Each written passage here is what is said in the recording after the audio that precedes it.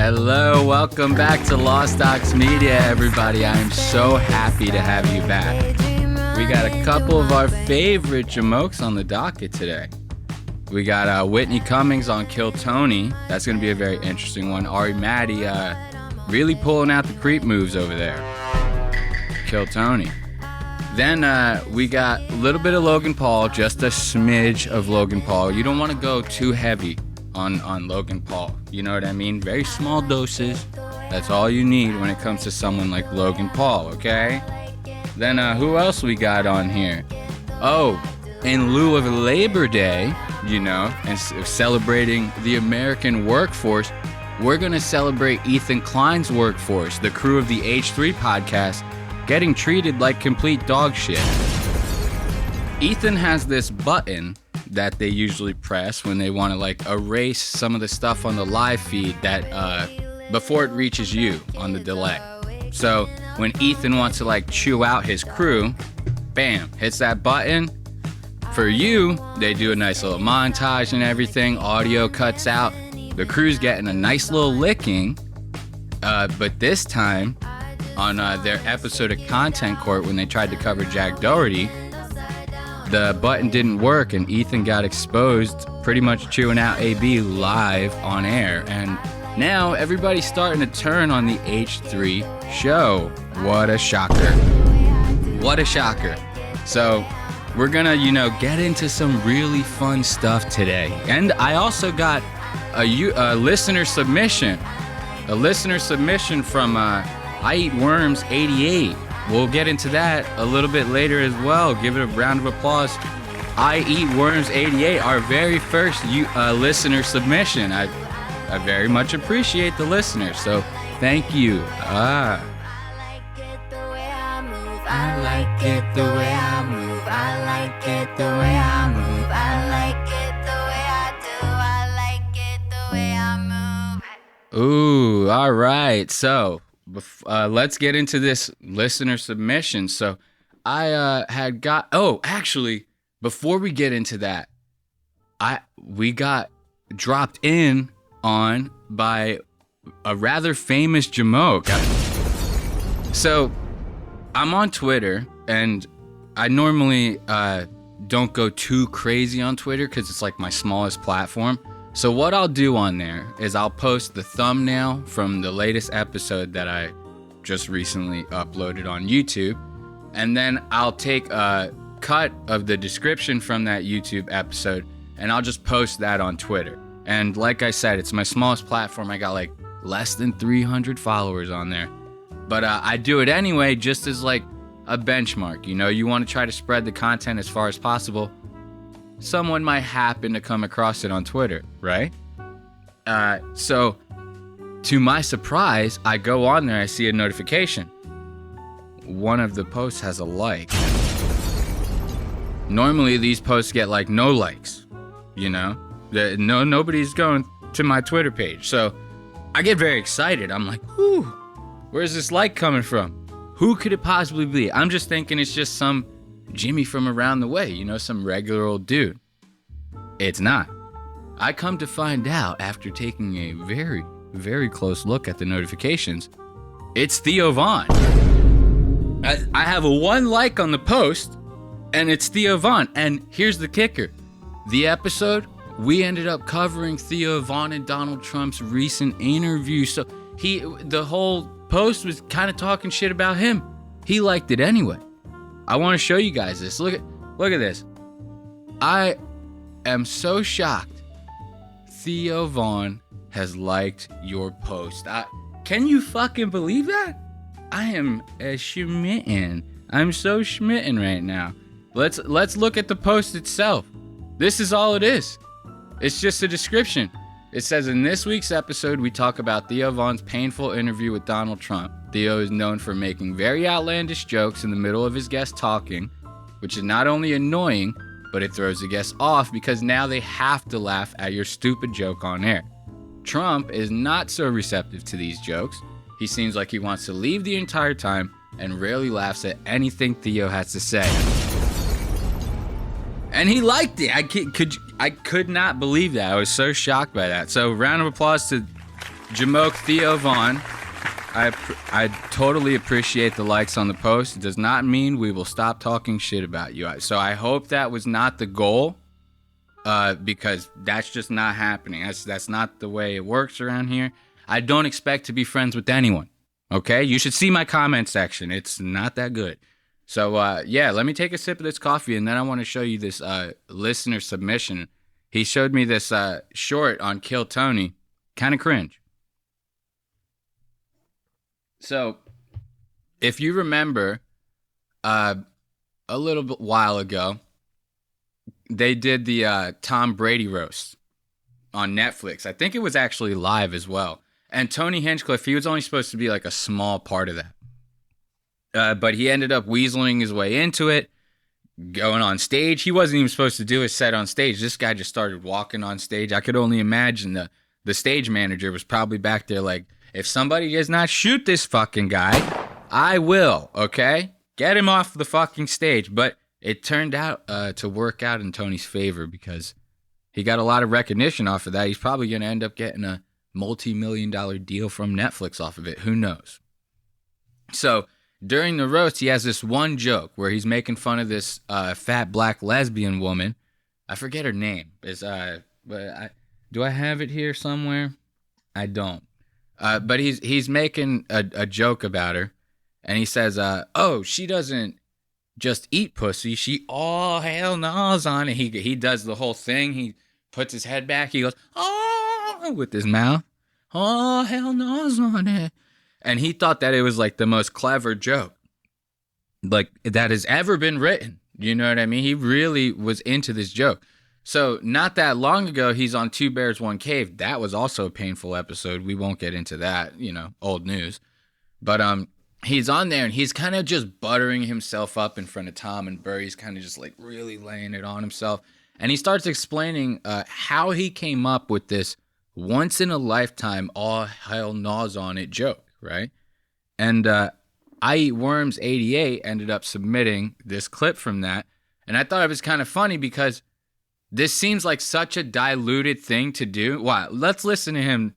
Let's listen to him bring it up, and then we'll get into it. It sounds very cringe. Hell Nas joke, which I knew the second it clicked in my head. Like, this sounds crazy, but I was getting a massage at the time, and I'm trying to think of a Sam J joke. What do? They eat pussy, right? But what do black women say?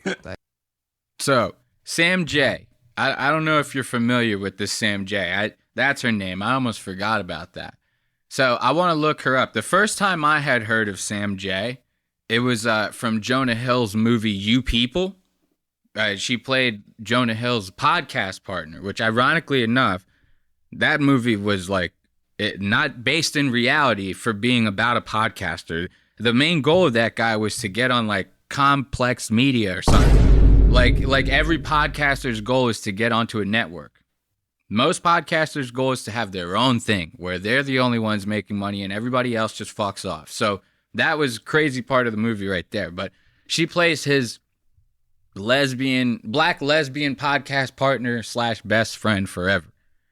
And she looked fucking ridiculous in the movie. Like, she's one of those people that I see people like this in Hollywood and I'm like, why do they let people like that in? And I know what you're going to say. You're going to say, oh, he's saying that because she's black. I'm not. I'm saying that because she looks like this. This right here, if I was somebody who was running a studio in Hollywood, I see this. I see that as a liability, right?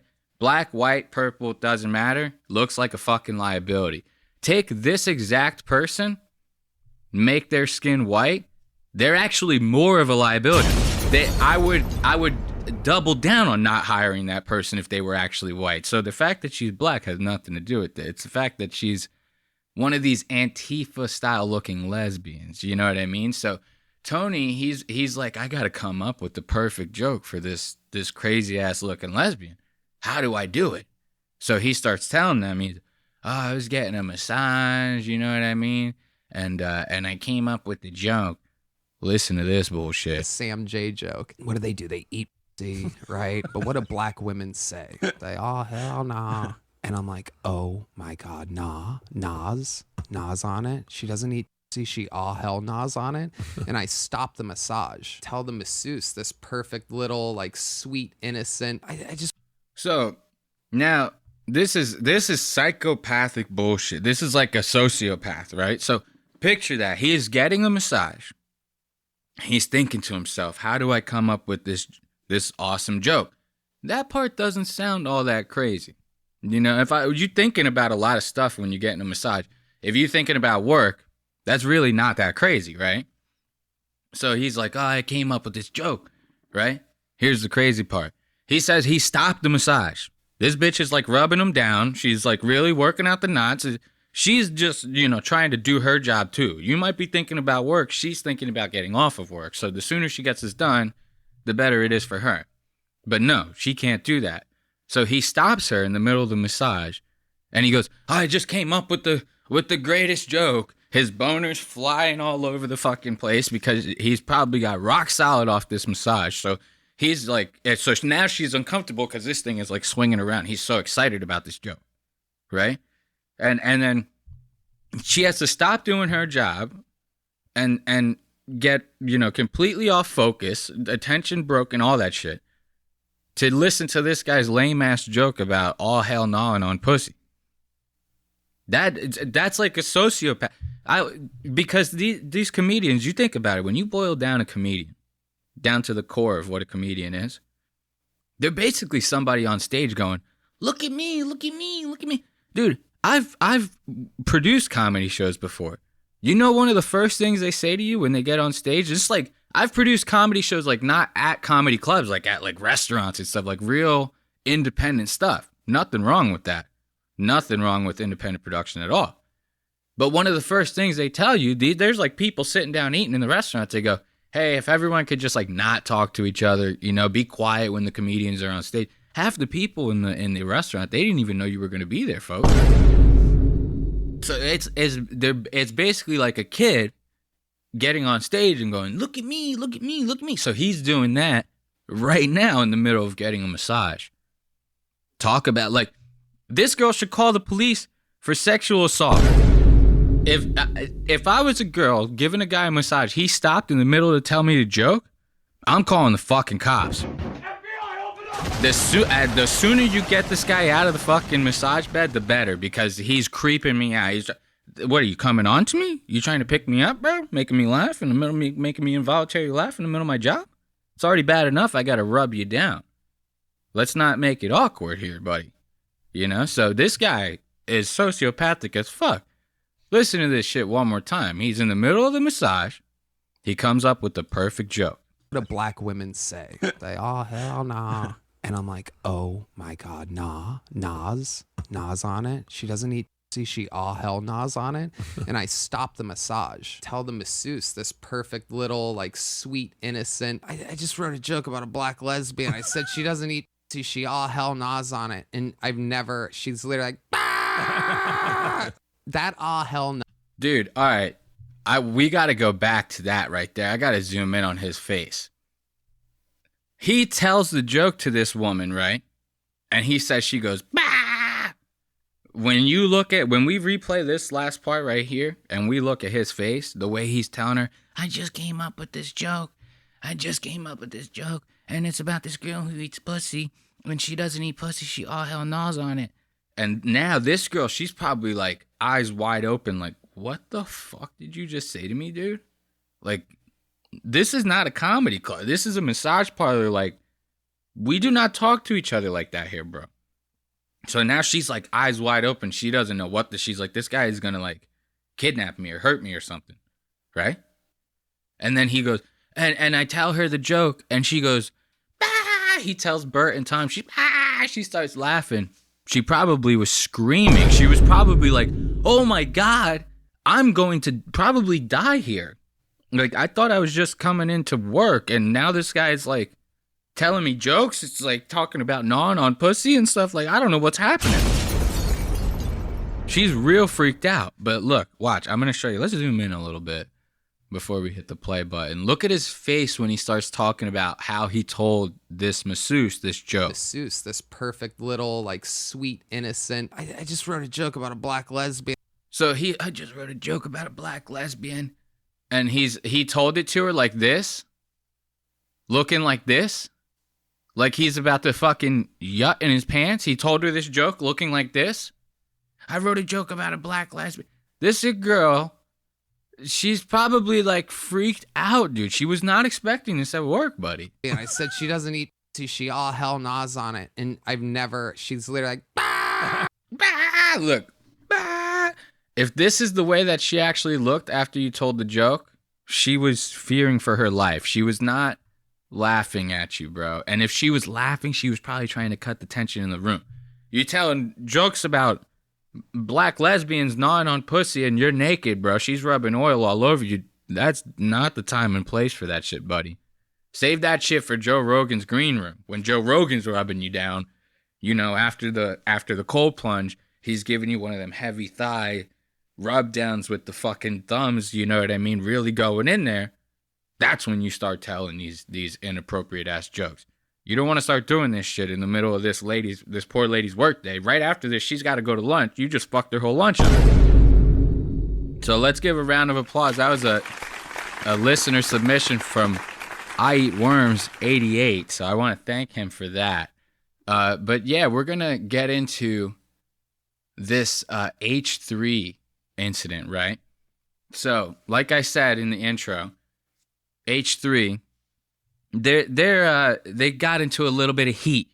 Ethan Klein in particular and his wife Hila, they got into a little bit of heat. They were doing their content court episodes. Every now and then they sprinkle in these content court episodes where they cover streamers and content creators that are getting a little out of hand. And they were covering Jack Doherty. And I'm not going to lie, Jack Doherty's a piece of shit. So the fact that they were covering him, I was very interested. I just started listening to H3 about a year ago. So I haven't been like a diehard H3 fan. It started out as good background noise. And then you know how sometimes these things end up evolving and blooming into, hey, now I just listen to the show. You know what I mean? It's just basically what it is. But I'm getting a little off. I'll come back to that later. So they got into a little bit of heat, you know? So they're doing their content court with Jack Doherty. They're covering it. It's getting to the end. They had AB, their producer, come up with this like whole PowerPoint slideshow. He did all these edits in there, made the slides all nice. Probably took him hours. I'm talking like he probably put in at least 10, 12, 13 hours of work just on those slides alone. Not to mention all the watching that he had to do of the streams to put them all together, right? So this guy put in like countless hours of work to make this this PowerPoint possible for this episode. They're going through it. They're getting to the end. They're trying to rush through it. And Ethan starts getting pissed off because he has to leave. He goes to hit the button. If you know anything about H3, you know about the button. And if you don't know that, get on your keyboard and start Googling, because I'm not going to explain to you the whole H3 thing now. I'll explain to you in a little bit how I got to listening to it, but I'm not going to explain to you what the whole fucking thing is, all right? Let's not do that. So AB, he put together all this shit. They're getting to the end. Ethan starts getting mad at him because he's like, well, why don't we just finish it like on Wednesday or something like that? You know what I mean? Ethan goes to hit that button, goes to chew AB out. It ends up getting caught live on air. Now, this was something that was very unexpected for Ethan and Hila, as they were both sitting there, you know, kind of giving their employees the 1-2 for no fucking goddamn reason, you know?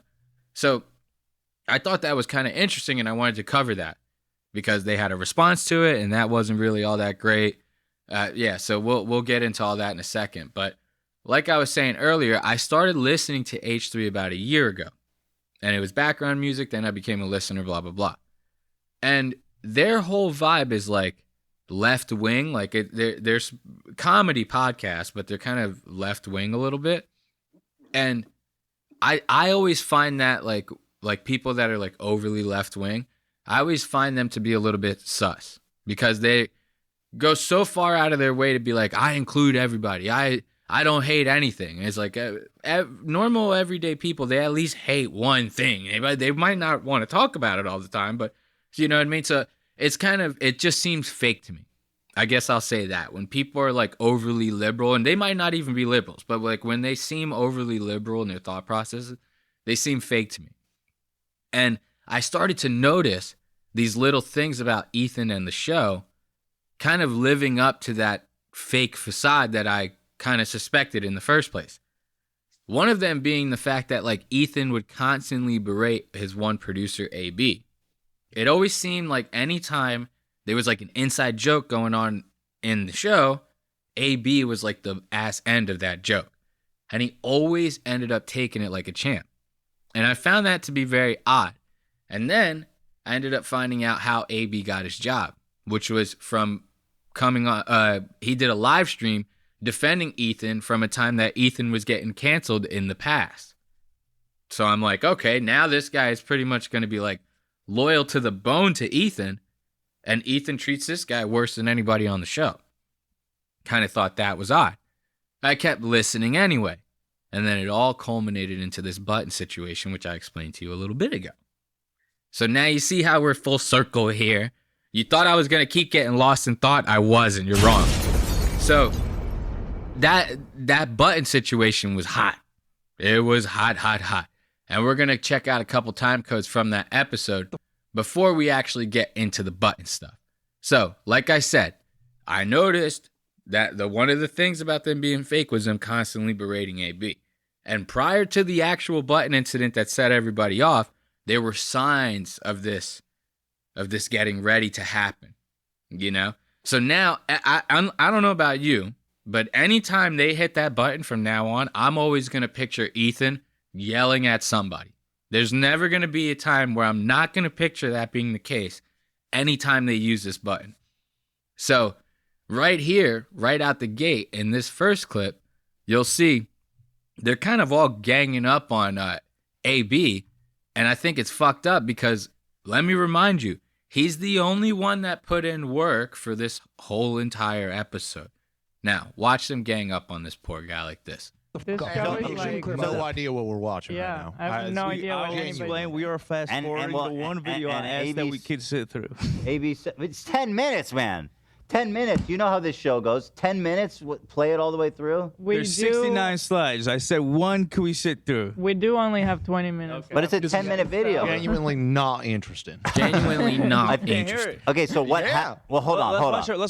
So now you'll see AB, he's looking very, very uncomfortable.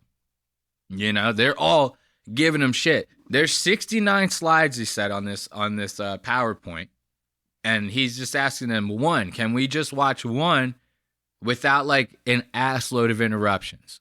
You know, they're taking it. Ethan's like, it's 10 minutes long. We can't just sit here for 10 minutes and watch the whole entire clip.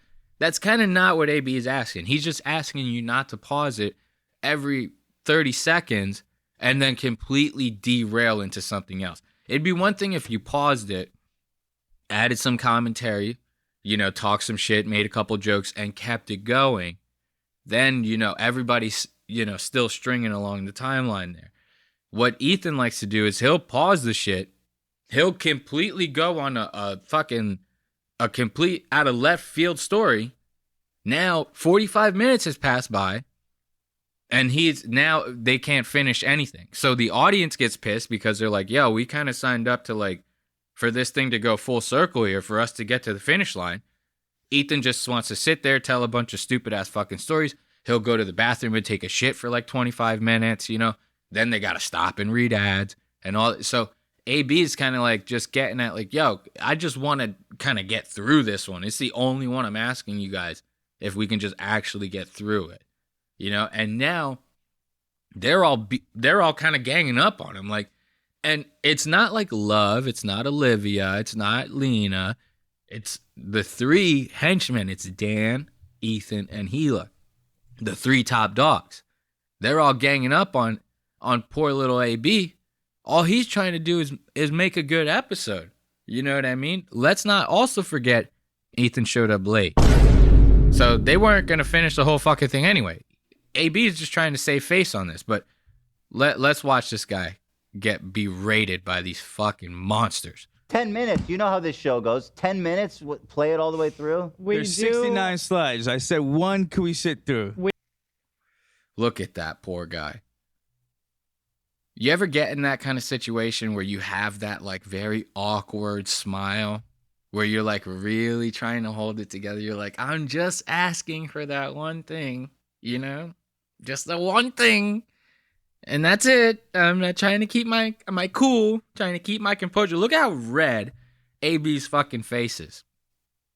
He's so pissed. He's probably embarrassed.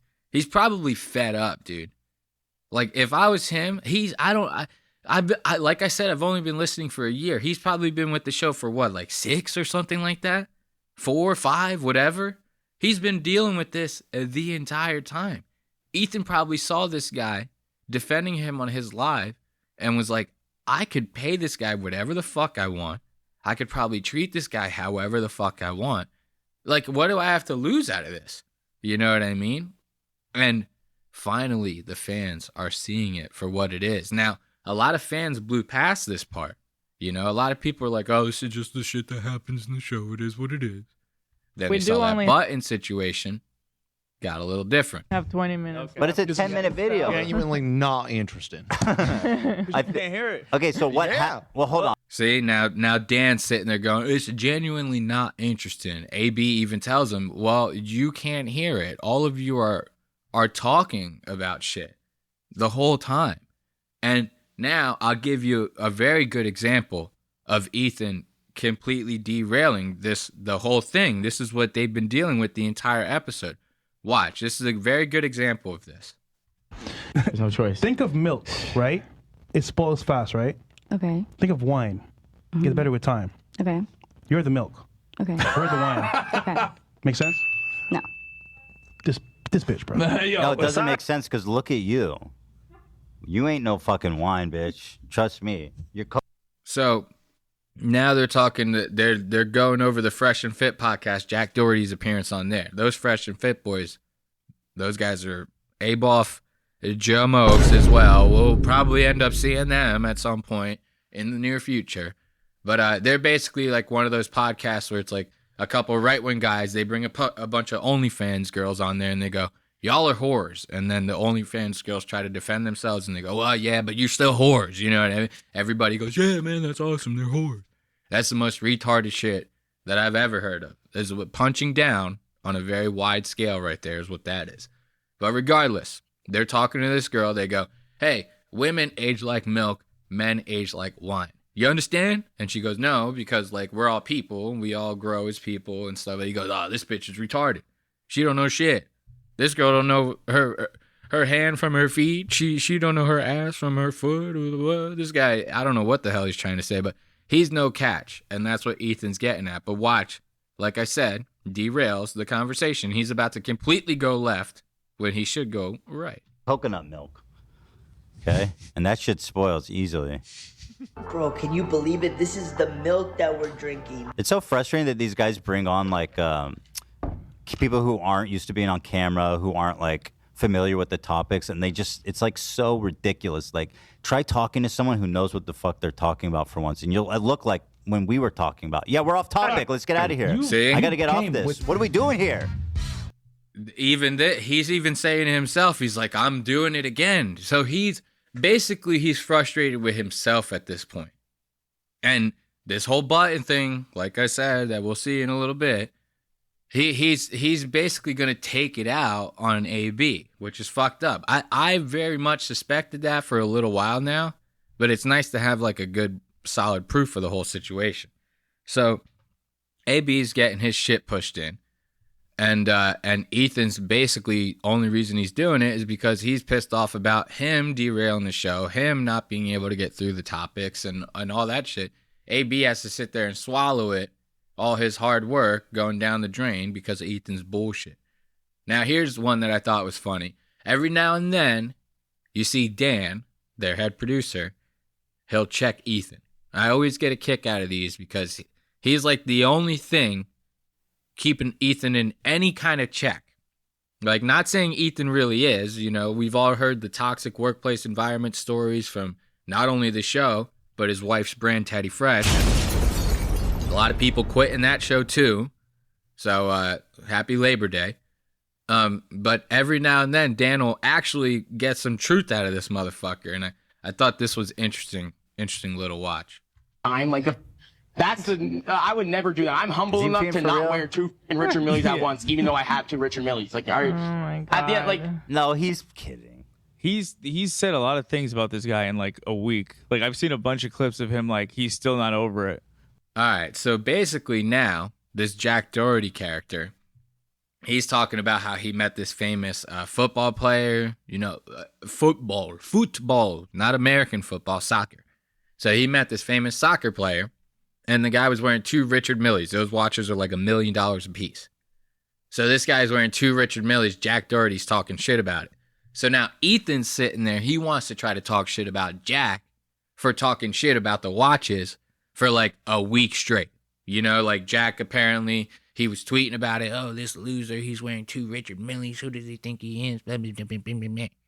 And now Ethan's like, oh, this guy's an idiot. Like, just get over it. Like, why would you tweet about it for a week? And this is where Dan gives him the check. Watch this. Bro's gonna be talking about it till he dies. Okay, so he's a baby. We love that about him, and he looks like a baby. Wait a minute. Just right quick. Was he wearing two of those watches? It sounds like he was. The soccer player was wearing two watches. Are you going to tell me right now that you would not harp on that for days and days if you saw somebody doing It's a that? bit gaudy. Absolutely over the top. Absolutely. It's a fashion decision. Yeah. But it's like $1 million watches, so he's obviously... You need two? I think he's a big deal.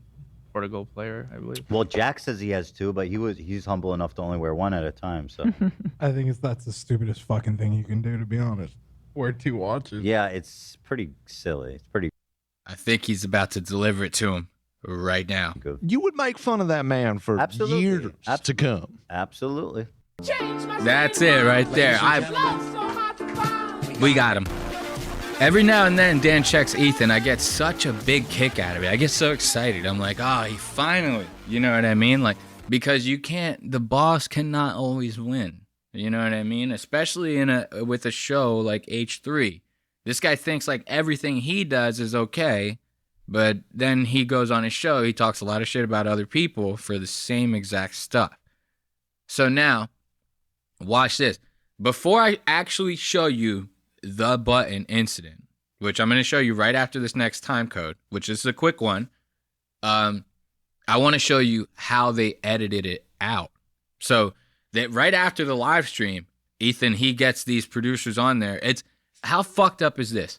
Right after the live stream, the two producers, Dan and AB, have to go on there and edit that section out. How fucked up is that? You're AB, you just got done getting chewed out in front, like, normally on average, like 35,000 people will be watching this show. That's live. So now after that, you're looking at like anywhere between 250 to like 500,000 views that are going to come from H3. They got almost 3 million subscribers. They got some reach. So a lot of people were going to see that shit. About between 20 and 40,000 saw it live. So now Ethan's like, cut it out. Cut it all out. Or get it all out of there. And imagine being AB. You have to sit there with your mouse and keyboard, clicking and clacking, and fucking editing that shit out. Editing that moment out. How fucked up. That's like editing out like if somebody stole your car or something. They're like, the cops are like, edit that footage out. You're like, but it's my car getting stolen. Like, so I was wronged. And the cops are like, edit it out. We don't give a fuck. Now watch how this gets edited out. I said that so many times. Dare I put on auto caption? Those order screens are so unhygienic. All right, well, you probably haven't had food in 6 days. You fucking later. It's just later. So it didn't pick it up either. It says you find the food 6 days later. Right there. You see that? That was where the cut happened.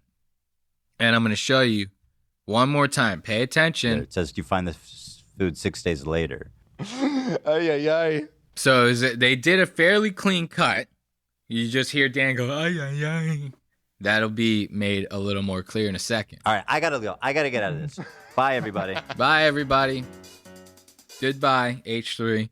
So that was the edited version. They go from talking about the Jack Doherty, apparently dropping the N-bomb during live stream, and then it cuts to Ethan going, all right, we got to go. We got to get out of here. Very awkward.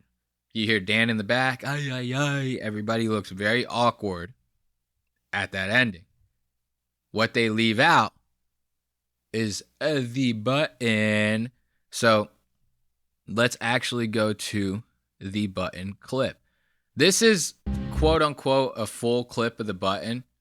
But I will say this person, for some reason, when they clipped it, they still cut out like the dead air chunks. So there still are cuts in this, but it's like how it happened. I saw the other, like the full one without those dead air cutouts. And it's stupid that this person cut those little bits out because it's like a second of dead air. Like that, right there. That was like as much, they cut out like that little chunk of dead air that I just left. So it was kind of stupid.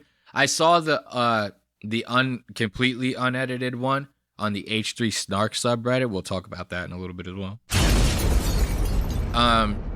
But I didn't save it to my show notes. I don't really want to go looking for it while I'm in the middle of recording.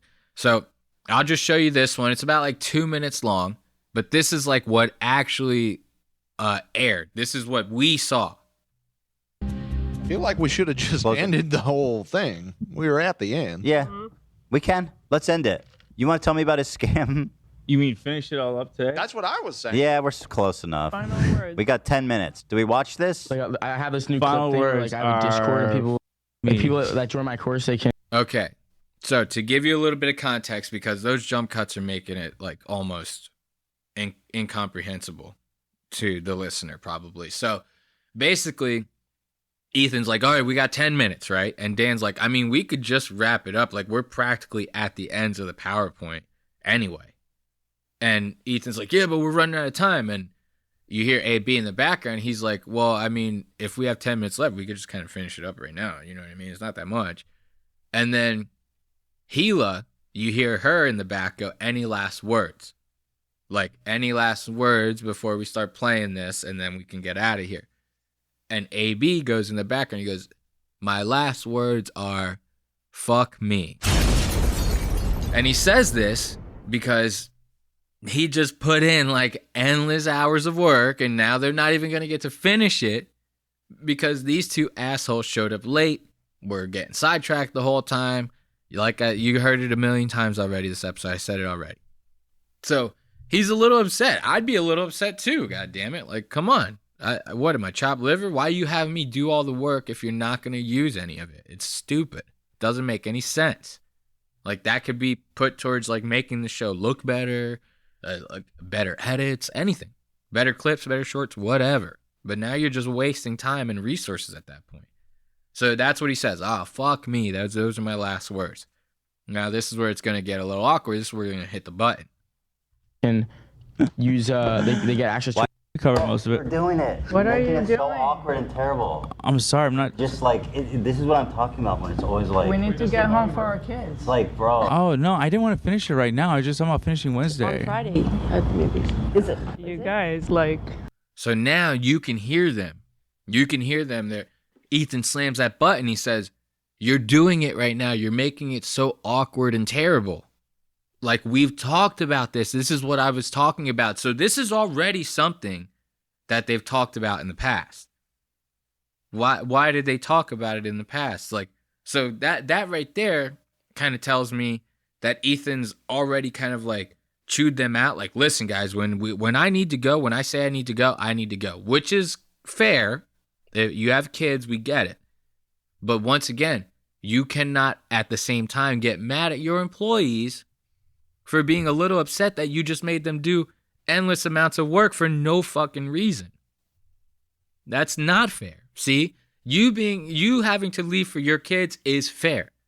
You getting mad at your employees for being a little upset that you made them do a bunch of work for nothing is not fair. I hope that makes sense to everybody.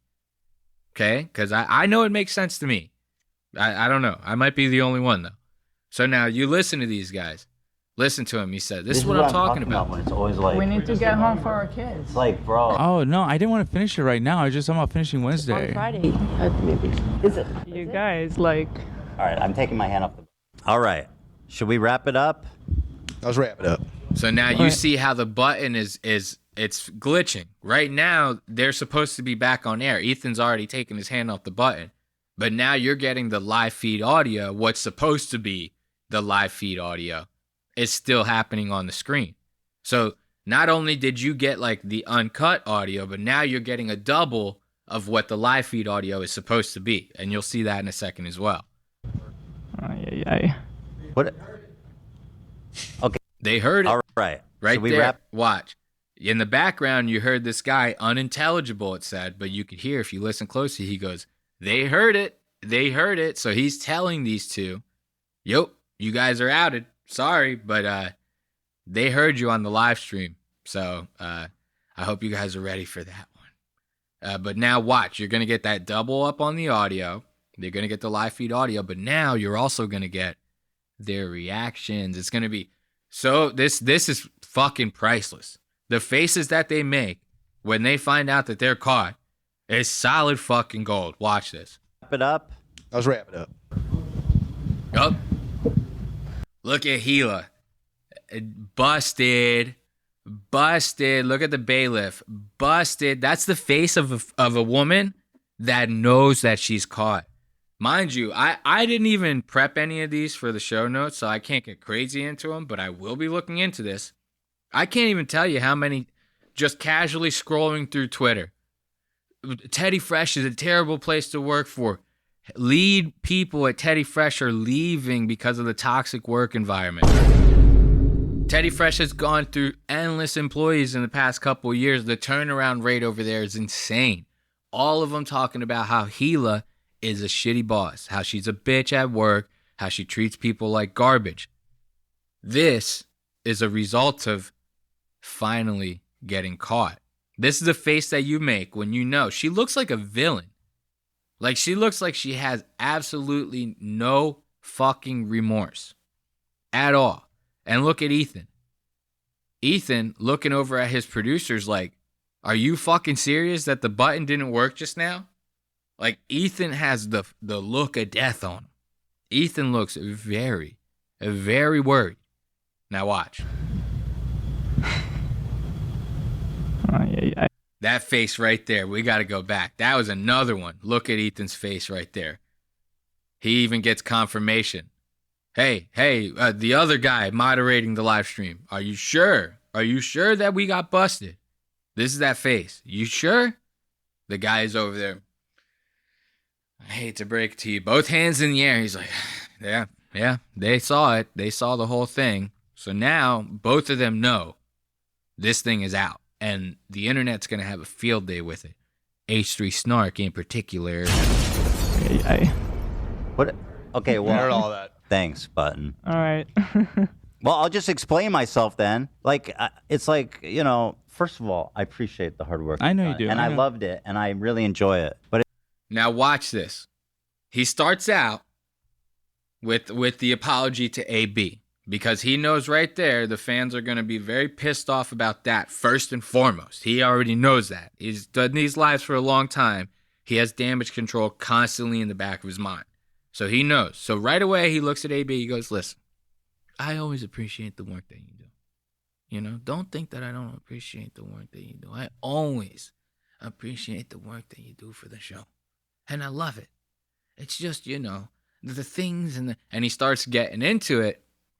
And AB tries to cut him off. AB accidentally cuts him off by trying to once again defend him and go, no, it was my fault. I was being selfish by wanting to finish the slides. Now watch Ethan's reaction to AB trying to save him. Watch this. But it's like every time we do it, it's like the show is what it is, and I know. it makes it. I was being. Look at Ethan getting pissed off. He's getting pissed that AB is interrupting him, right? This is preemptively he's pissed off that AB is interrupting him. But really, if you dig deep, he's pissed off that he is outed. He's really, like, this whole situation, anyone could say anything, he's going to stay mad. But he doesn't realize that AB's defending him. So right now, he's like, God fucking damn, I can't even get through my fucking apology without this asshole saying something again. So now I'm going to have to chew him out off camera. What the fuck? But watch, AB defends him. Being selfish. No, dude, that button f***ed me, dude. Can you imagine that button f***ing me over like that? Like, dude, I mean, it could have been worse. What kind? See, he even says it could have been worse. He knows that he's like, it could have been like last week when I was like really fucking digging into you. Like when I was really putting in the works on you off camera, you know, talking about your hot mom, how I'm about to fuck I could fire you, or you're a worthless fucking producer. You remember all that shit? It could have been then. Then I'd really be fucked. But nah, they're just getting this light one. So I'm kind of actually getting off kind of easy on this one. But to sit there and look AB in the eye and say, could you imagine that button fucking me like that? Like, that is some balls, dude. To say some shit like that is some balls, bro. Listen to this. What kind of building is this, bro? Who's getting... What's what with the button issues people? earlier. We had technical issues earlier, and it screwed some stuff up. I was running around in the back trying to fix everything, and I don't know. I guess that was still glitched out. It didn't work. Bro, how am I ever going to trust the button? We need a button redundancy. We need a button for the button. Ugh. Apologies. All right. Listen, I do have to leave. We ran out of time. So we'll be here for members tomorrow. And then on Friday or Saturday, we're coming to do the tournament. Mm-hmm. Now watch, you're going to see coming up is going to be the part that I just showed you, the cut from that episode where they cut it out and stitched it all back together. You're going to see that part come up in a little bit. So what did they see? Just a black screen with me talking? No, the visual of the button worked. Parts was cut. Most of the start wasn't cut. The end was cut. So it's like hard to tell right now. Now, whatever. You know what I said. All right. Enough. Guys, don't make it a bigger deal. It's nothing. Chat. It's in chat. Look at that. AB fucking defending this guy. The AB is like a dog. He's so fucking precious, man. Like, you cannot help but love this fucking idiot, you know? He's so loyal. Like, if I could get a couple guys like that around here, holy shit, the stuff we could do with this goddamn show, it'd be unbelievable, okay? We'd be top-notch quality content, okay? If I could get a couple of those that I could beat up around the office, but like physically, I like really fucking putting work into these guys. Like, if I could just have a couple of those ABs just to punch around the studio for a little bit, like just 6 months, just give me 6 months with like 3 guys like that. I'd fucking 50 Shades of Grey these motherfuckers. A guy can only dream though, right? But AB is defending this guy again, loyal to the fucking bone. And watch Ethan's reaction to this. He's telling the chat, don't get mad, guys. Don't make it a bigger deal than it has to be. Trying to defend me, poor AB. Nobody should care about me. Let's focus on Ethan. He's the real star here, and he didn't mean it. It's basically what just came out of this guy's mouth. Watch Ethan's reaction to that. Shaking his head at him. Shaking his head at him and staring him down as if he wants to fucking kill him. Ethan is staring him as if his glaze is gonna melt him down to fucking bone. He's like seriously, like really laser eyeing this guy down to nothing practically in his mind. And all AB is trying to do is defend him. And look at his wife. This is how you know this bitch is evil. She's over there looking at these guys fucking laughing her ass off at this shit. She knows. She's probably laughing at the fact that she's probably just thinking about how much Ethan's going to lace into this motherfucker after the show. And she's getting a good old kick out of it. Ethan's like, I think Ethan beats AB instead of beating his own kids. You know, these kids are drawing on, he's got a tattoo of his kids' marker drawings on his leg. I could only imagine what their fucking $15 million mansion looks like. Probably looks like Picasso on crack ran around that bitch and had a field day. So like, he probably, instead of beating those little rugrats, he probably comes to work and fucking gives the AB the ones and twos. Just like I want to do with my ABs when I get them. So remember that when this show gets big enough to where I hire producers and stuff, that will be part of the job posting. You will have to get your ass kicked from time to time by me when I'm stressed out. Okay? So let's watch this finish out. What do I need to say about this? No, what do I need to say about this? I have no idea. Look, oh God, I don't want to say anything more because like that was an aside, okay? What the is that So stupid like button, bro? hard to tell right now. Hold on, now you gotta go to chat. Okay, whatever. Ay, ay, ay. Now you heard that ay ay ay?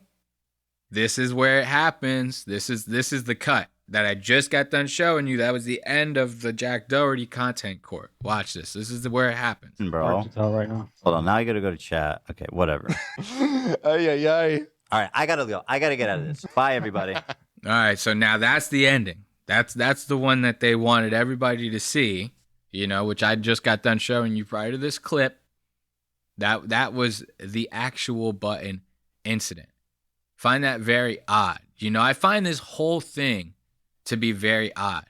That it's finally culminating to Ethan being a shitty person. Like, so many people have speculated on it, but now I really think that this is like the most solid proof of him being like down to the core a shitty person. It's one thing to be like, oh, he's getting canceled because he made fun of a cutie, whatever, when she was getting a fucking deep fake porned online and she was crying about it. He made fun of her. They were canceling him for that. But people can be like, okay, you know, they can let that go in their minds because they're like, well, he's just doing it for content. You know, say what you want about the guy, but he's getting the clips out of it, right? You know, so a lot of his fans have kind of like let this kind of stuff go just kind of based on that alone. And then you got the fans that are actually on this guy's side that are kind of loyal to him. Even those fans are starting to jump ship because it's one thing to be loyal to a guy that's, you know, talking shit online. It's another thing to be loyal to a guy that's talking shit to his subordinates. You know what I mean? Like, nobody likes, it doesn't matter how rich, how famous you are. Nobody likes it when you go to a restaurant and berate the fucking waitress. No, nobody likes that shit. Nobody wants to see you do that. Nobody likes it. Nobody's ever going to like it. So it's kind of the same concept here. Your fans are not going to stay loyal to you if you're sitting there mentally fucking abusing your employees on a daily basis. And now that's really all the suspicions that your fans have because of that. And it's not just that episode. There are other incidents. Like, Ethan is known for making fun of AB because AB's mom is hot.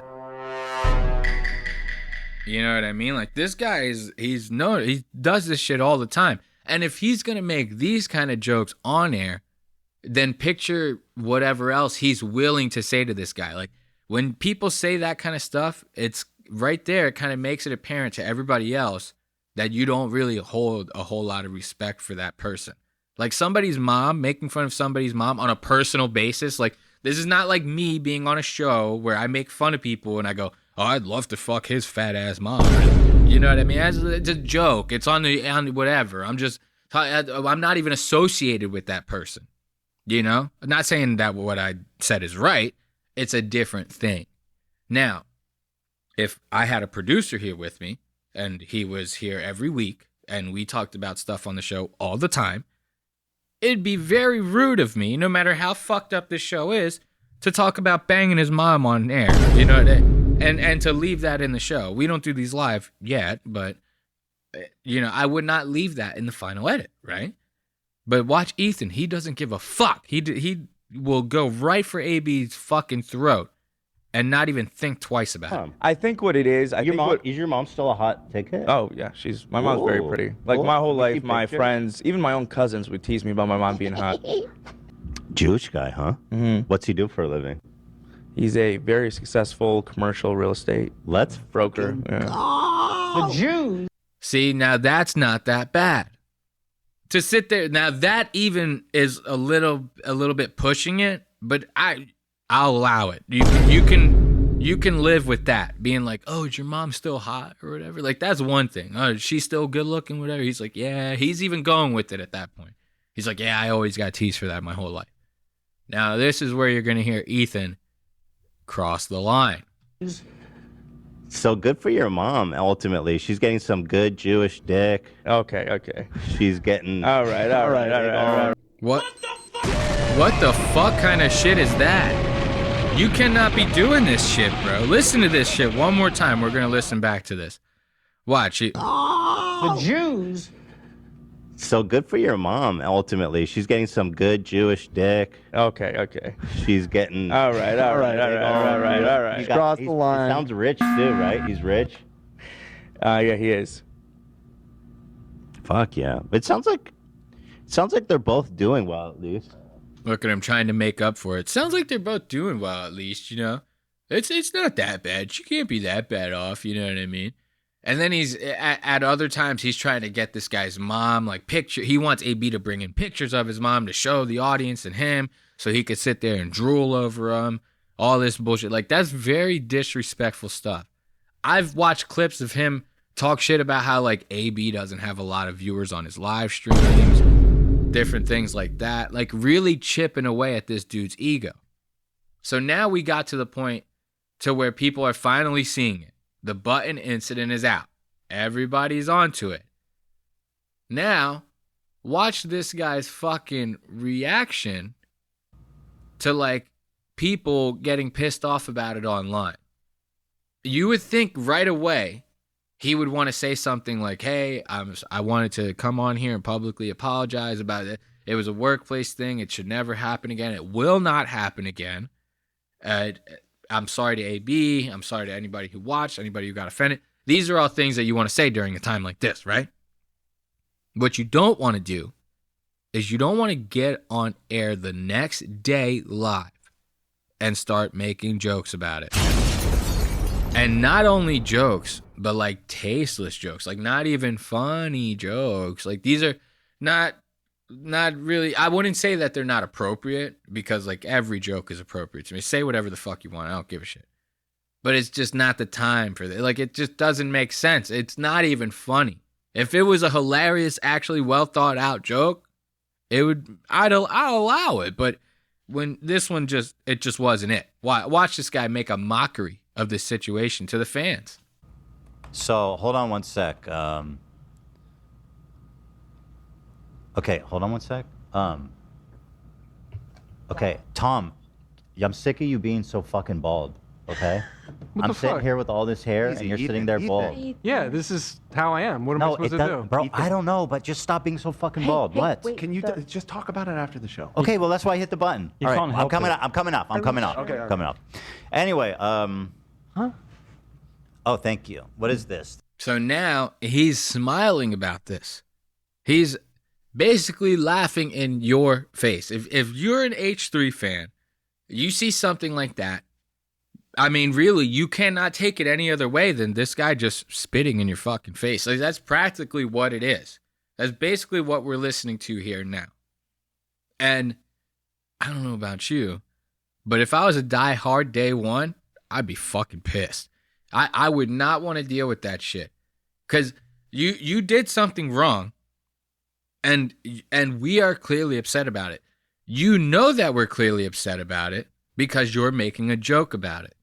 You know, if you had no inclination that the fans were upset about this, you would just move on. It would not even be a thing to you. But now you've saw the chat's reaction, and this is your reaction to it. This is your initial reaction. Mind you, he has not like apologized or brought it up. This is the first time he's like bringing it up by like doing it passively and trying to make a joke about it. And I don't know about you, but I find that to be very disrespectful. Now, that was 16 minutes into the show. They do about like 1 to 2 more of these like little button gags, and then they finally bring up the button in a quote-unquote serious way. I'll show you guys that time code right now. Oh, also, it's not even until a half an hour after that initial reaction that I just showed you where they tried to make a joke about it. So they didn't even bring it up until a half an hour after that, trying to be serious. Watch this. I guess we should talk about the button thing. Here's what I'm going to say about the button thing. At the end of the content court yesterday, there was a moment where I made an aside to AB, and I was angry, and the button didn't work, and everybody saw the interaction. I'm embarrassed that you guys saw it. However, I do believe that this is a private, professional situation that was never meant to be public, and I will continue to handle it in such a way, in the same fashion. We will continue to work on this situation behind the scenes, and as professionals, as coworkers, and I mean. So basically, what we're hearing right now is him. Like, think about this if it was like a domestic violence situation. This guy basically walked out of the room from beating his wife and said, "Hey guys, I'm sorry that I left the door open, and you guys happen to see that, but it's just something that happens around the house.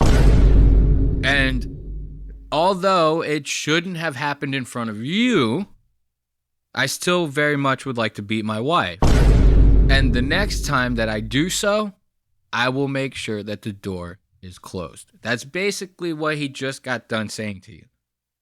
He's not apologizing for it happening. He's apologizing for you seeing it. Does that make sense? So let's watch this guy again. This is like the most half-assed shit to hear this guy say this. It's crazy. Everybody saw the interaction. I'm embarrassed that you guys saw it. However, I do believe that this is a private, professional situation that was never meant to be public, and I will continue to handle it in such a way, in the same fashion. Did anybody hear the words "I'm sorry"? Did anyone hear the words "I'm sorry"? I know for a fact AB didn't hear the words "I'm sorry." So this is the type of shit that I'm talking about. This guy does not give two fucks about this situation. He only cares about the fact that you saw it, that the fans saw it. That's the only thing that's affecting him right now, because he knows that it might affect the bottom line at the end of the day. Now, am I the only one that finds it a little suspicious that this guy has had like 3 employees leave in the past like 1 to 2 years? Am I the only one that finds that a little odd? So, just in the year that I've been watching, they lost Cam. Then they lost, what was the other girl? Sam. And I think Zach's girlfriend ended up leaving Teddy Fresh. So it's like these guys are fucking hemorrhaging employees. And this was something I ended up finding online from the H3 Snark subreddit. I will explain those guys. I know I've been talking about it. I will explain that in a second. But somebody had brought up the fact that they don't think that Ethan wants AB to even work there at all. They think that Ethan hired AB because AB was defending him on live stream, like I said earlier, during a time where Ethan was getting canceled. And Ethan was like, "Hey man, this is going to be a loyal guy. Let's help this guy out just like he's helping me out. Let's bring him on board." You know, you could be the nicest person in the world. You're not going to mesh with every single person that comes across your path. So maybe when that happened, Ethan at first meshed with him or thought he did. And it could have been to nobody's fault. They might not have just meshed as people. So this person, this post that I was reading, they brought up a good point. The suspicion was that they think Ethan eventually grew to not like AB. But due to the fact that every single person who works on the show is an integrated part of the show, and the show is filmed live, it would make it awkward for him to like fire people. So really the only thing that he can do is just hope that they leave. And then they could frame it however they want. They're going on to bigger and better things. I guarantee you Ethan is slapping NDAs all over that bitch. So those employees that I just mentioned leaving, they probably had to sign NDAs fucking 12 inches thick. You know, they're probably not allowed to talk about jack shit. I almost can guarantee that with someone like Ethan. He's been in and out of the court system so many goddamn times, getting sued, suing other people. He already knows the shit. He's going to make sure that they can't talk about jack shit. So it was a very, very interesting post to have those things speculated on, because they make a lot of sense. If we're seeing this now, this is just the time we're seeing it. He's probably done this to AB and other employees a million different times. Like, this is not the first time that this has happened. I can guarantee you that. This is just the first time that we're seeing it at this level. And that's saying a lot for somebody like Ethan, who really prides himself on kind of being like a righteous guy, you know? Like, he really prides himself on being this like internet cop. He has a whole thing called Content Court where he judges the stuff that other people make. And he usually does that based on them being terrible people. And now it's kind of funny that his fans are kind of seeing him as a terrible person. I wonder if he's going to do an episode on himself. How fucking awesome would that be if Ethan does an episode of Content Court on himself for all the times that he's done fucked up, stupid shit? He unleashes all the different button live feeds. Every button that's ever been hit, he releases all of them. That right there, that'd be the only redeeming factor in all of this. If you can do that, we will forgive you. All right, so let's check this one out. They're going to do a little bit more button talk, all right? And that is what we're good, everyone. We're good. They talked about it. Like, we came to an understanding. It's a minor bump, you know? Yeah, I mean, listen, it's not my place to say, because I was being a dick, okay? I was being an asshole. And like I said, a superior shouldn't talk down to his employee like that. Very good point, Ethan. A superior shouldn't talk down to their employee like that. Now, notice AB once again trying to chime in and save face for Ethan, saying, guys, we're good. Then gets real quiet after that. You're going to notice Dan and Ethan do a lot of the talking in this whole thing. The first clip that I showed you of Ethan bringing up the button, now they're getting chimes in from Dan. Dan's going to show like a completely unedited version of the actual feed that we didn't get to see. Remember, we just got the audio from that. We didn't get to see like it actually unfold. So Dan wants to bring that up. He wants to see like maybe this will sway the audience in a different direction. Watch this. However, workplaces are pretty, I mean, like, this shit happens.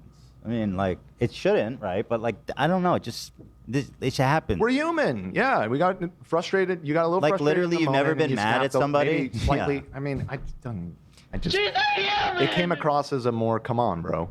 It's a come on, bro moment. You know? We all. Was it a come on, bro moment? Come on your upper lip, bro moment? Was it one of those kind of moments? Because that shit didn't seem like a come on moment to me. And when I show you guys the clip of like the actual feed that we didn't get to see, it still didn't look like a come on moment then either. Okay? The only one that should be coming on anything is AB. And he should be coming on all of you. Okay? Nothing less, nothing more. Have that. Come on, man. It was a come on, man. Like, we got to get out of here. We're losing our sitter. We got to get home. Like, listen, usually stop making it awkward. Yeah, whatever. So it's like, okay, if you're mad at me, fine. I shouldn't have done it. You know what I mean? I apologize for that. That was an inappropriate way. But I also, you know, like I said, it happens, and I'm always working on, you know, improving. I think that I am generally, you know, I don't think I talk like that usually. You don't? I mean, right now, if we go back a couple frames, looks like this guy's like reading off of like a teleprompter or his phone or something like that. What are you looking off to the side for like that? That's a bad sign. You're either reading something over here or you're just looking off, because that's usually what people do when they lie. People don't tend to look you in the eye when they're lying to your face. And he's basically lying to like 30,000 people's faces right now. So let's listen to this guy squirm just a little more. I I don't think I talk like that usually. So when I do, I feel bad, and I work on myself. But sorry that you're all fucking perfect little fairies that float around and drop pixie dust wherever you fly. And just you leave a path of happiness and bliss and euphoria in your path. I'm sorry. Sometimes I don't know how fucking cringy and ridiculous I sound. What the fuck was that? This guy, like, are you serious right now? How crazy is that? To sit there, now he's trying to turn it around on you. He's saying that it's your fault that you're pissed about this happening because nobody's perfect. Nobody's perfect. Bro, you try to act like you're Mr. Perfect. You are the one who talks a lot of shit on these people and tries to make yourself seem like the good guy. See, I understand. I'm not completely lost in reality. I can get how hypocritical it might sound that I'm making fun of somebody for talking shit. I get it. But I'm not making myself out to seem like a good person.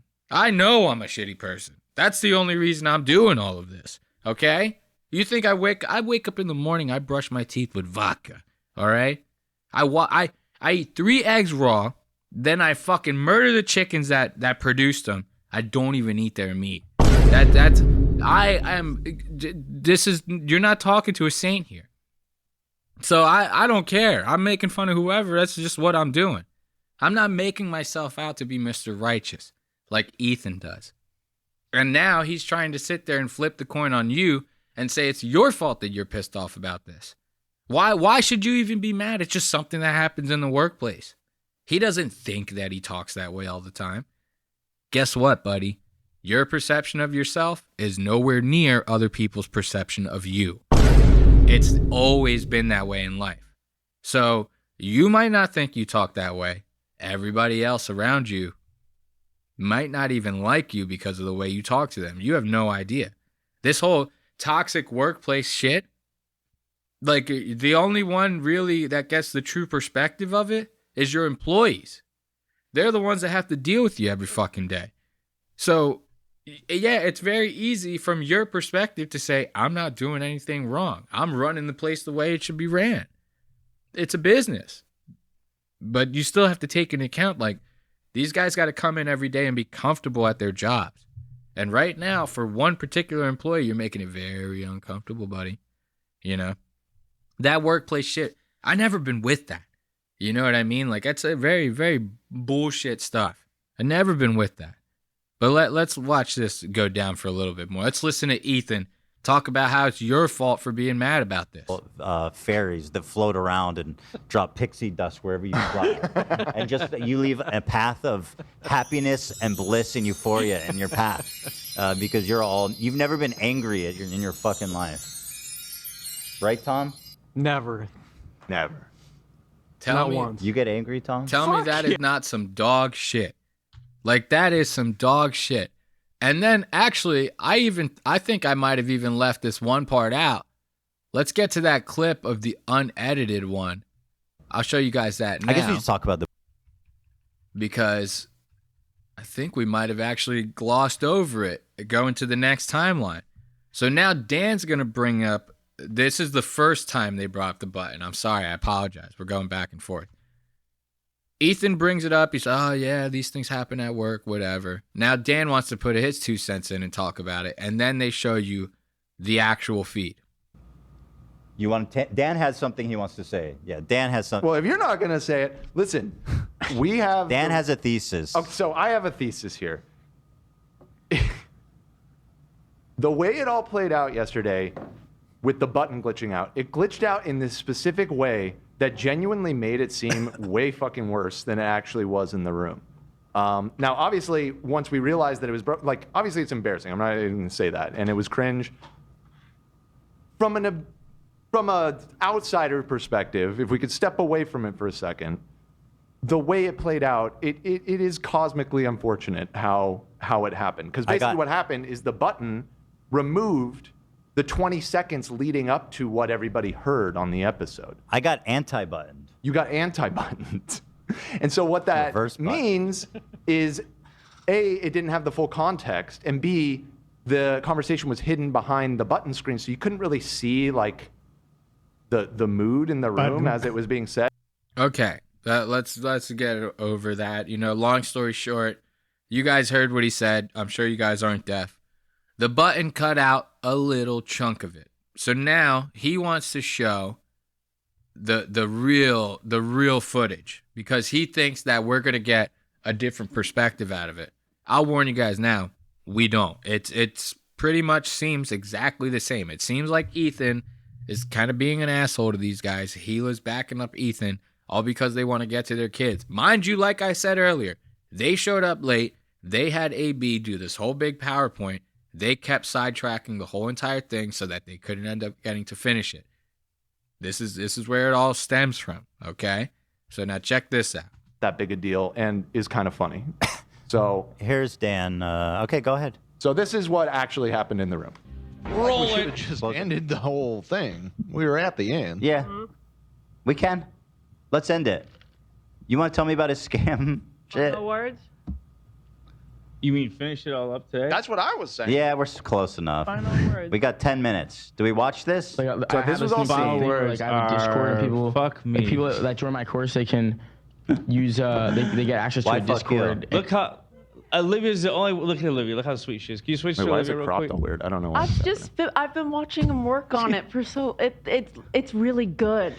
It's okay. Really good. Thank you, Bro, Olivia. That's so sweet. Yeah, you're so red. This is how the show works. We ran out of time. Yeah. No, I think we covered most of it. Doing it. What are you? See, right there. This is why I don't think that we're getting a different perspective here. You watch back, right there, Ethan's like, well, this is how the show works. I mean, we're running out of time. You could have smoothed that out and just kept going. We're running out of time, you know? But let's play these next couple ones and try to get through as much as we can in the next 10 minutes, and then I got to go. I'm sorry, guys. Bam. Perfect way to finish it right there. Instead, this guy wants to slam on the button, try to make the audience unaware of this whole situation, and he wants to chew AB out in front of everybody. Like, if it's happening and it's awkward, smooth through it, buddy. You're a fucking host. That's your job. Then when it's finished, you can talk about the shit afterwards. And you're right at the end of the show. But nah, instead you want to get a couple licks and you think nobody's hearing it.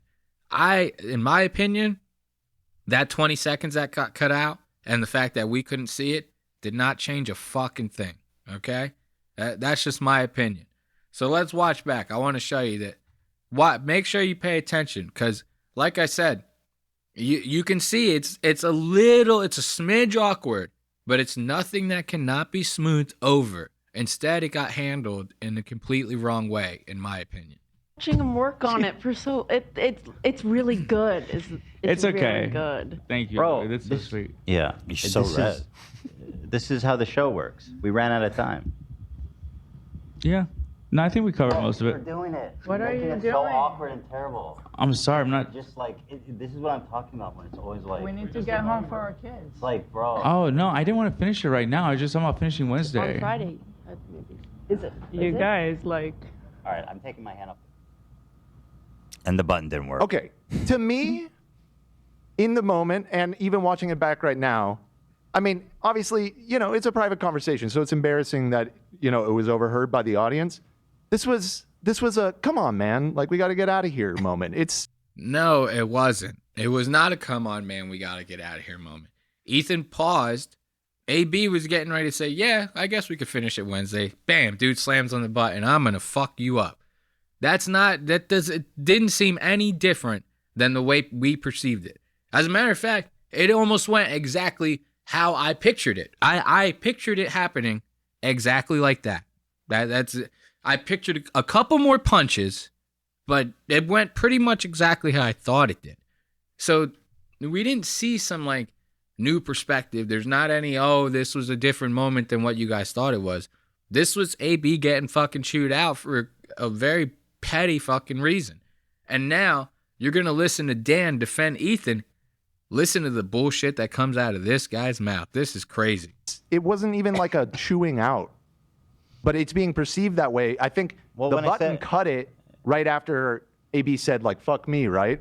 And then it just cuts to that screen and you're hearing hushed tones.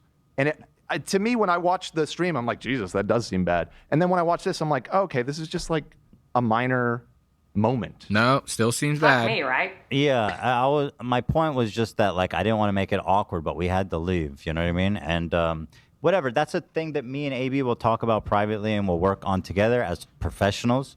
I'll say, people saying it's still bad. Do you guys? Who are these people? Do you have jobs? Like, No, what are you I don't talking think so. about? It's a minor spat. Like his boss got mad at him and said something real quick, but it's not like he chewed him the fuck out. It's just not that big a deal. All right. I want you to hold on to what he just said. This right here I thought was very disrespectful on Dan's part, who normally is kind of holds it together in these types of situations. To sit there and go, oh, the chat is still saying that, oh, it was fucked up. Like, who are you guys? Do you guys even have jobs? Like, are you guys even like real? Like, you're fucking NPCs, man. Those people in those chats are more than likely your members. They're people that are more than likely paying a good chunk of what you and Ethan both make. So, yeah, those people got jobs. As a matter of fact, they're quite literally more than likely the only people paying. So, to sit there and talk shit to them, it's crazy. Think about it like this. Creators don't tend to think about it like this. I'm a regular guy. I have this show, but I'm just a regular guy. The show's not even that big. When I'm scrolling through YouTube, I'm not subscribing to everybody that I like. I'm not even commenting on every video that I like. So the fact that you're getting these chats during the live, those are people that are legitimately dedicated to your show. Because it's not going to be just some random passerby that's going to be like, let me jump in this chat real quick, start voicing opinions. That's not how the shit works. Anyone passing by is going to either go, this is good or this is bad. They're going to get into it a little bit before they start voicing their opinions. If they're not, they're fucking psychotic. But I can guarantee you, those psychopaths are not making up the majority of your chats during the live stream. Those people are your dedicated fans. So now, to defend Ethan, you're taking a big old shit on your biggest supporters. To me, that seems a little sus. It seems like you guys are really trying to save face because you really do believe that this was a fucked up situation. This is like the behavior of somebody who's so far in denial that they will say anything to justify their point. And he's clawing at the wall, trying to get anything he can. And it's not really working out. I think that's fucked up. Let's listen to him say this shit again. This is fucking crazy to me. We'll work on together as professionals. I'll say, people saying it's still bad. Do you guys? Who are these people? Do you have jobs? Like, No, what are you I don't talking think so. about? It's a minor spat. Like his boss got mad at him and said something real quick, but it's not like he chewed him the fuck out. It's just not that big a deal. You guys have jobs? You guys even know what the fuck you're saying right now? Sometimes I don't know how fucking cringy and ridiculous I sound. Look at that. I love that soundbite. That's Tony Hinchcliffe right there. I got that inspiration from I Got Worms 88, the listener who gave me the submission for Tony earlier in the episode. That he gave me that idea subconsciously. I got inceptioned by a fucking listener. I don't even know what the guy looks like. Somehow I got implanted on getting this soundbite idea from his listener submission. Look at that. So sometimes I don't know how fucking cringy and ridiculous. Little late on the soundbite, asshole. But yeah, you submit stuff and you might end up getting a soundbite too. Who knows? I don't know. But yeah, so right there, Dan is insanely out of touch. To hear that shit is kind of crazy. And then to listen to AB Stockholm Syndrome is even crazier. Watch this. You're out of fucking time. Hey, I'm out of time. Listen, I say this with a piece of love. It's got to end. Yeah. So, I mean, I get both your perspectives. I mean, it happened. Yeah. What can you do? Exactly. I think it was my fault because I didn't acknowledge. Yeah. I didn't acknowledge Ethan's tattoo yesterday, and I think he's a little upset about it. Your tattoo's great. I love your tattoo. Oh. Tell me that's not fucking textbook Stockholm Syndrome. That's insane. He's still trying to save face for this guy by making jokes. And the look that he has in his eyes when he's like looking at Ethan, like this guy legitimately has Stockholm syndrome. He's like infatuated with his captor. It's kind of fucking crazy to see this. It's insane. And Ethan trying to save face with the crew doesn't make it any better. So one thing I noticed while watching this was they have recently had this like this skit where Dan reads the traffic report, and Zach will come in with this like soundbite, and then they start reading the traffic report. But the point of the joke is to always interrupt Ethan.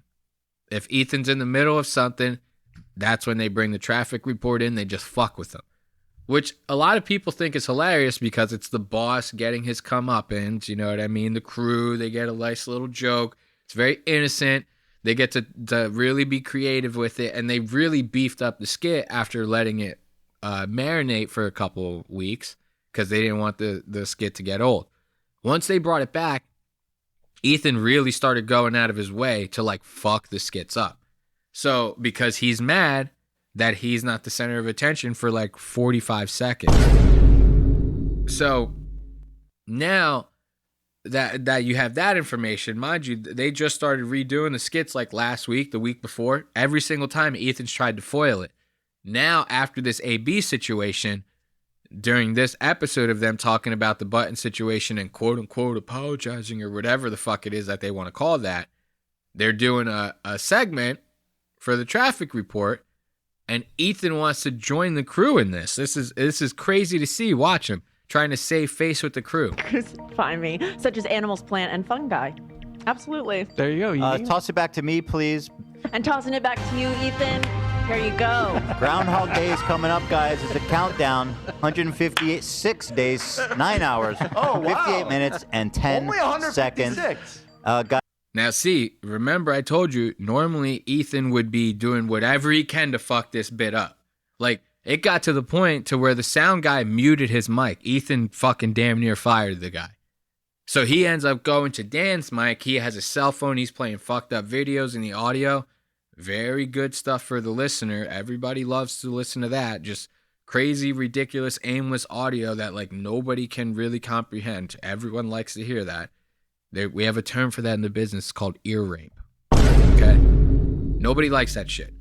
So now he's trying to save face with the crew. He's doing the Groundhog Day report on the traffic report. Guys, we're moving up on. The clock is always ticking, so keep your eyes peeled. Sunday, the 2nd of February, 2025. We'll be looking out for that shadow. Until then, guys, I'll keep you posted. That is the next Groundhog's Day, as you can see. And if you're wondering, 2016 will be the 2nd of February. 2017 will be the 2nd of February. And 2020. All right, nobody gives a fuck about the traffic report, but let's give a round of applause to Ethan Klein for, completely debasing himself and finally giving in to his deeper desires, his want to really take it out on his employees. Happy Labor Day to the crew over at the H3 podcast. Let's turn on some music and take a couple of hits. Get a little bit of a music break here, and we'll start talking about the next group of jamokes that we're going to talk about.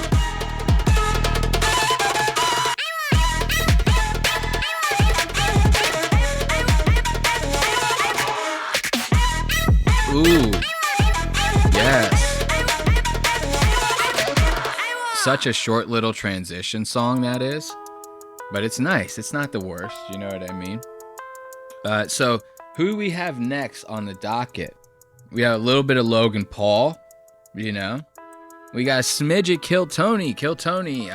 Tony Hinchcliffe had Whitney Cummings on this last episode of Kill Tony, and it was not really a lot of stuff to talk about in there, but Matti, the Estonian assassin, got real creepy on stage with Whitney, like to the point to where I was like, yo, this bitch better call the cops. This guy got really loose with his words and started talking about bodily fluids and wanting to drink them coming out of Whitney, all sorts of wacky stuff. We'll talk about that in a little bit.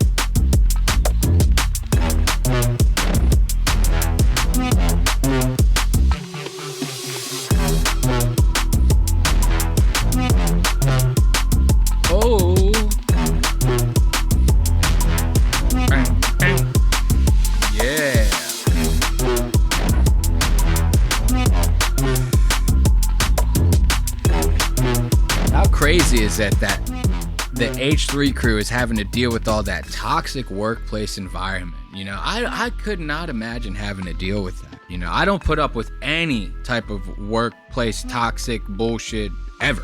You know what I mean? I went into work last week. The head supervisor comes up to me. He says hi to me. He said it the wrong way. I didn't like the way he said hi, right? I went straight to HR. I called him twice. I called HR twice over that. You know, I called the first time to report it, and then the second time when I called, they were like, "What? Yeah, what's going on? I thought you already reported this." Yeah, I said I wanted to make sure you guys got it on file. Did you? Can I get a confirmation email? Can I get a confirmation for the confirmation email? I really want to make sure that I'm not having to deal with that shit at work anymore. You know what I mean? So the next time that motherfucker even looks at me the wrong way, I'm calling the fucking cops.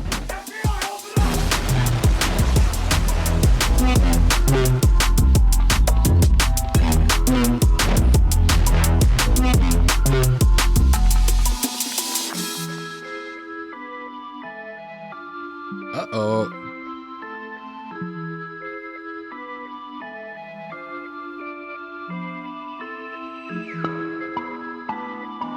Yeah. Wasn't really the best smoking song, you know what I mean? Thank God I was talking over that, because kind of didn't really work out all that well. But yeah, let's get into this Kill Tony. So like I said to you before, Tony Hinchcliffe, we had Whitney Cummings on the show.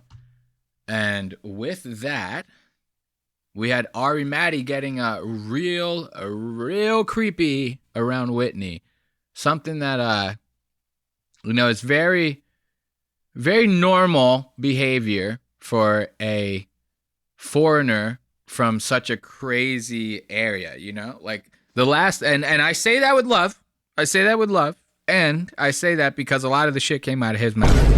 The last time I seen him on Joe Rogan Experience, this guy was talking about how when he was little, you know, where he's from, men, women, children, they're all using the bathhouse. You know, it doesn't matter. So all this like, oh man, this person's too young to see some puss. They don't believe in that where he's from. They let it all out. So it doesn't matter. You know, there's no like boundaries over there. So when you get someone like Matti, sees someone like Whitney Cummings come on stage with her fake tits popping around, he sees that she has a real desperate attitude despite the fact that she's rich and famous. Of course he's going to start making passes at her. Like, what do you think this is? So I wanted to bring that up. But first, just like any other time we bring up Kill Tony, we got to check out Tony's fucking crazy cringe-ass intros. Sometimes I don't know how fucking cringy and ridiculous I sound. So let's start with that. Watch this. Tony comes in, as usual, doing the fart waft. You know what I mean? Last time we talked about Tony, he wasn't doing the waft. It didn't even really seem like he was that into the intro. This one, we get a little bit more of that Kill Tony energy that we love so much. Check this out. Hey, this is Redmond coming to you live from the Comedy Mothership here in Austin, Texas for a brand new episode of Kill Tony. Give it up for Tony Hinchcliffe!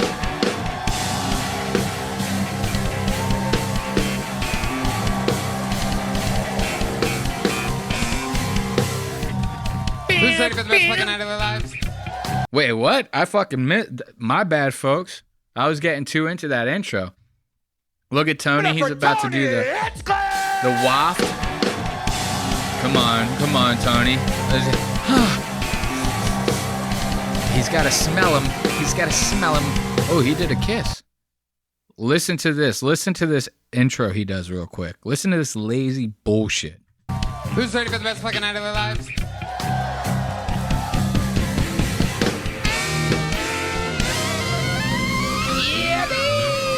Yippee! that's how cool Tony Hinchcliffe is now. He doesn't even have to really put any effort into that intro. He's, who's ready for the best night of your fucking lives? The band takes it away. They do the whole thing. And then he gets on the mic and says the gayest thing that you're going to hear all night. Listen to that.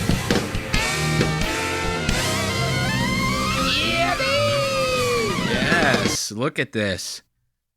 Look, I love looking at Tony's vests. We have another new vest. This one's white, right? And as always, the collar's up, which I don't necessarily hate on. But he's wearing like a skin-tight black turtleneck underneath. He's almost trying to do like a Steve Jobs type thing, but he's putting his own spin on it. Funny thing is, one of my last videos I had posted on the clips, we post clips here too, folks. I got an interesting comment from someone. They brought up the fact that Tony wears the vest. They tried to defend me talking shit about Tony's vest. They said Tony only wears the vest because Tony concealed carries. He concealed carries a gun, so that's why he wears the vest. Guess what? I conceal carry every single fucking day. You wouldn't even know I had the fucking thing on me. And I'm wearing t-shirts, fucking tank tops, the whole night. I go outside naked. I still have the gun on me. Don't ask where I'm keeping it. But trust me, if I'm leaving the house, I'm checking my mail. I got that fucking thing on me. I'm not wearing vests, not ones that look like this, okay? So that comment debunked right away. You didn't realize you were talking to a real one, did you? Okay? So getting away from that, let's get into Whitney's intro. As always, you know how these comics, they get like another comedian on. They go, this is one of the greatest comics in the world. She's put in all the work, all the effort. She's a fucking beast. Every comic, every episode, every new guest, they always say this stuff. They had Jordan Peterson on 2 weeks ago. Tony's like, he's the greatest comic who's ever lived. Jordan Peterson's not a comic. So it's every episode they do this. They butter the fuck out of each other, right? Nobody can ever just go, she's a friend of mine. Thank you. Let's have her on stage. Let's get it over with. You ever watch Whiskey Ginger with Andrew Santino? Every single episode, his intro, he goes, my next guest is one of the greatest comics in the world. I know I say that about every single guest, but I really mean it about this guest. Thank you very much. And so he's even making the joke out of it. We all are lying. They're all lying. The only comic that a comic thinks is good is themselves.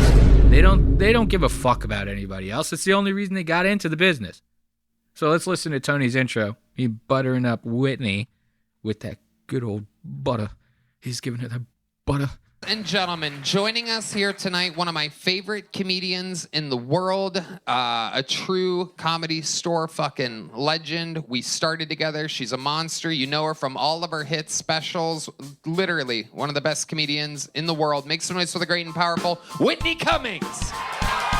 Yeah. You hear him, how he had to say it twice? Literally one of the best comedians in the world. He's like started running out of steam of shit to say to butter her up because he's like lying to himself. You ever start saying something and you know you're fabricating what you're saying, but you start to get guilty, and in the middle of talking, you start to almost like pull back a little bit because you're like, this kind of feels like shit coming out of my mouth. I know I'm not telling the truth. It's kind of what he's doing right now. He's like running out of steam. Because he's like almost coming to grips with himself. He's like, fuck, I'm lying about this bitch. And like, I'm feeling bad about it, telling my audience this stuff. So he doubles up. He goes, literally, she's one of the best comics ever. Listen to this. Comedy store fucking legend. We started together. She's a monster. You know her from all of her hit specials. Literally one of the best comedians in the world. Make some noise for the great and powerful Whitney Cummings. There she goes. Yeah. Yes. Whitney's in the house. Hello. Sometimes I don't know how fucking cringy and ridiculous I sound. I love that fucking soundbite. Listen to Tony. Hello. Yeah. Whitney, hello. She's back. And this guy's gonna try to tell me that he's not fucking gay? This is hands down the gayest man I've ever seen. And I've never even been to Austin. So there's Whitney's intro right there. Oh, they talk about how she's getting ready to move to Austin. And that, I'm sure, is just nails on a chalkboard for anybody who lives there. But let's get into the time code with Matti. So he gets on the stage, you know what I mean? He's the regular, the first regular. They're the ones that open up the show. It's a rotating slot. So it could be Ari this week. It could be Drew Nickens. God, that guy bombed hard as fuck in this goddamn episode. I'll let you watch that one on your own. I can't even put that through. I can't even put you through it. It's so ironic how they always bring Drew Nickens on. Tony always starts out bringing Drew Nickens on by saying, this next guest, we always like to bring him out when everybody else on stage bombs so that he can save the show. And then Drew Nickens gets on there and has a fucking massive goddamn bomb fest. Like, insane, dude. So now let's get back on track. I'm sorry. So now Matti, this is his rotated slot. He's the one opening the show. He does his minute. Whitney's like, oh my God, this guy's the funniest fucking guy ever. Ari sniffs that out, and he goes, ooh, maybe I might be able to make some moves here. Let's watch Ari maneuver his way around Whitney Cummings. Watch this. Go. Let's go. And keep my mouth shut. That's right. You're getting to a part of success where you're only going to be able to get erect if someone's pissing on you. Yes. Shit gets weird when you make it. Oh, yes. Okay. Oh, I forgot about that part. Tony, a little sus. This guy, see, they always say comedy comes from a place of truth, right? So this guy, he's on stage, he's like, Ari, you know, you get into that famous part, you know, you're going to be fucking so many of these hoes out on this goddamn, on these tours, you know what I'm saying? You know, eventually, regular sex ain't going to do it for you, bud. So you're going to have to start up in the game. And if you want to take advice from the best, I'm going to tell you right now, piss, that one will really get you up there. You know what I mean? You get on the floor, you get that bitch to squat over you and start fucking raining down hell and brimstone on you, and that'll really get you rock solid. And then you could really make the room stink. So, you know, I feel like this is something coming from Tony that you know, it's very truthful. I don't know. It seems like he's making a joke, but he might have a little bit of experience there. Oh. Let's go. And keep my mouth shut. That's right. You're getting to a part of success where you're only going to be able to get erect if someone's pissing on you. Yes. Shit Yes. gets weird when you make it. Oh, Yes. Oh, okay. You guys are going to get... Okay, I'll shut up then. I won't give you insider secrets. Well, Insider secrets. I forgot he even said that.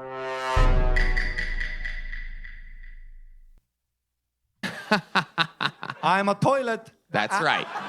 Absolutely. Every liquid you make, Whitney, I want in my mouth. Absolutely. What the fuck was that? Ladies and gentlemen, we got him. Look at this face. That man needs to be locked up. Look at those eyes, dude. He's honed in.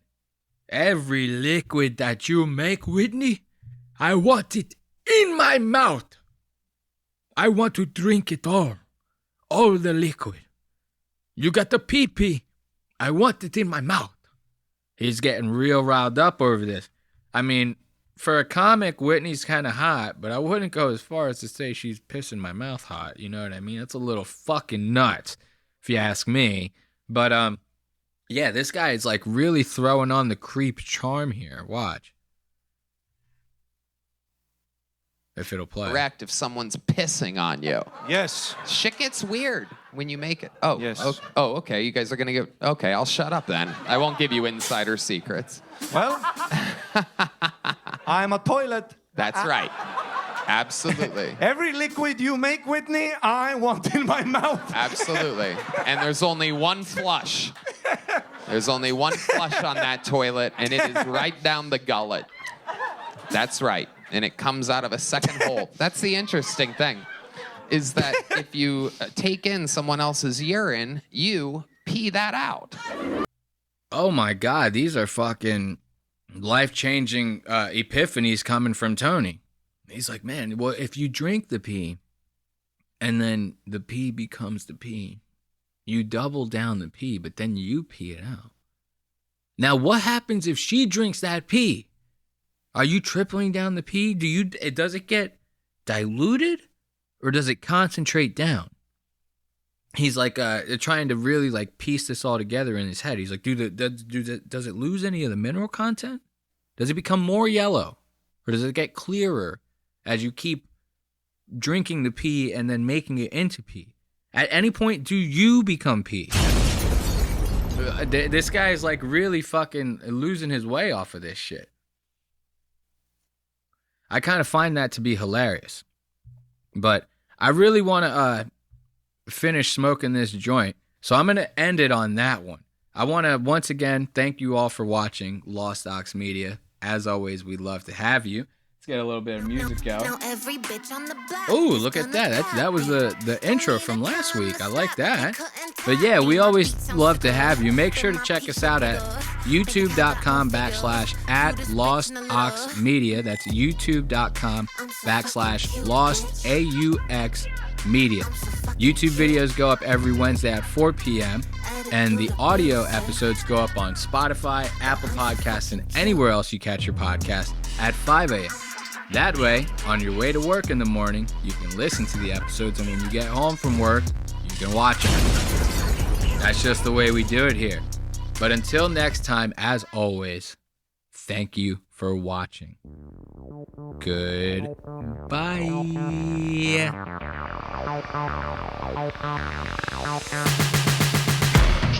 Really new or diverse new audience, new stars are going to rise out of it because they're going to be celebrated in different ways. And this is spikes in viewership when X, Y, and Z goes on. This is what would happen